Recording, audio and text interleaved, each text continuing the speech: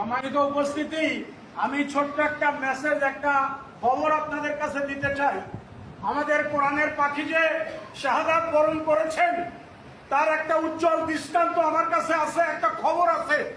সেটা হলো যে হুজুর যে জেলে ছিলেন, ওই জেলের যিনি সুপার, তিনি আমার দূর সম্পর্কের এক রিলেটিভ, আমার আত্মীয়। তার নিজের সাথে আমার কথা হয়েছে, তার মায়ের সাথে কথা হয়েছে। আমাকে তিনি নিজে বলেছেন যে হুজুরকে একটা কাগজ ধরে দেওয়া হয়েছে, তাকে সই করে দেন, হুজুর অসুস্থ, হুজুরকে চিকিৎসার জন্য নিতে হবে। হুজুর তখন অসুস্থ ছিলেন না, চিকিৎসা করার মতো অবস্থা তার তখন ছিল না। তাকে এই কাগজ তৈরি করে ওখান থেকে বের করে নিয়ে, এরপরে ওই সাথে সাথে তাকে যখন বের করে নেওয়া হয়েছে, তার বিছানা পেটটা গুছানো হয়ে গেছে।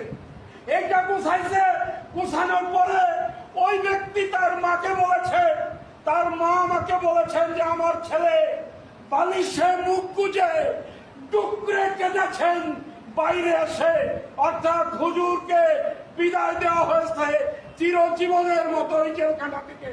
তার মানে পরিকল্পিতভাবে হুজুরকে হত্যা করা হয়েছে।